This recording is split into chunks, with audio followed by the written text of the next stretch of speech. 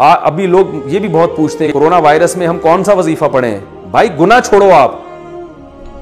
دنیا کے اسباب بھی اختیار کریں کہ کراؤڈ میں نہیں جانا، اور جو بھی اسباب جو ڈاکٹر بیان کر رہے ہیں وہ دنیا کے اسباب ہیں، اور جو علماء بیان کر رہے ہیں وہ سب دنیا کے اسباب ہیں، لیکن علماء دنیا کے ساتھ ساتھ آخرت کے اسباب بھی بیان کرتے ہیں۔ آخرت کے اسباب یعنی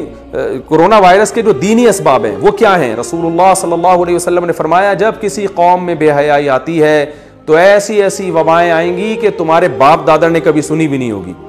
تو کورونا کی وبا سے اگر اجتماعی سطح پہ بچنا چاہتے ہیں تو اجتماعی سطح پہ بے حیائی سے بھی توبہ کرنی پڑے گی، وہ کرنے کے لیے تیار نہیں ہے۔ صبح شام فون آ رہے ہیں حضرت کوئی وظیفہ بتا دیں، کوئی وظیفہ بتا دیں، ابے تو چھوڑ دے، ایک گناہ تو چھوڑ دو بھائی، تم 100 گناہ تمہاری زندگی میں ہے تو اس وبا کی وجہ سے ایک صرف تو توبہ کر لینا، اے اللہ میں یہ 100 گناہ کرتا ہوں، ان میں سے ایک کو اپنی لسٹ سے زندگی سے نکال رہا ہوں، شاید اللہ کچھ رحم کر لے۔ گناہ ایک بھی چھوڑنے کے لیے تیار نہیں ہے، وظیفوں پہ زور لگایا بھائی، ہر کام میں وظیفہ چاہیے ان کو۔ میں وظیفوں کا منکر نہیں ہوں، لیکن یاد رکھو کہ جو چیز جس چیز کا سبب ہوتی ہے نا، اس سبب کو ہٹانا پڑے گا آپ کو۔ جب تک وہ سبب زندگی سے دور نہیں کرو گے وہ مصیبت نہیں ٹل سکتی،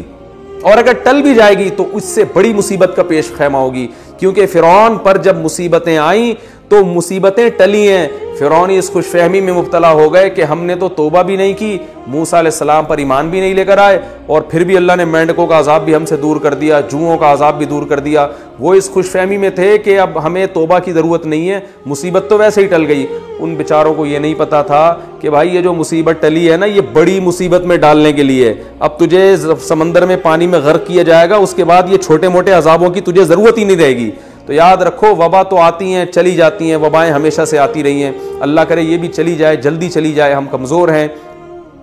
ہم اللہ کی سزا کا جو ہے وہ برداشت نہیں کر سکتے، ہم کمزور ہیں، لیکن یاد رکھو اگر ہمیں توبہ کی توفیق نہیں ملی تو وبا سے ہلاک ہوں یا نہ ہوں، اس سے بڑی مصیبت میں اللہ ہمیں مبتلا کر دے گا۔ اور اگر ہمیں توبہ کی توفیق مل گئی، پھر بے شک اس وبا میں ہم ہلاک ہو بھی جاتے ہیں، شہادت کا بھی اجر ملے گا، اور اصل کامیابی تو آخرت کی کامیابی ہے۔ تو پھر مرنا ہمارے لیے بچنے سے زیادہ قیمتی ہے۔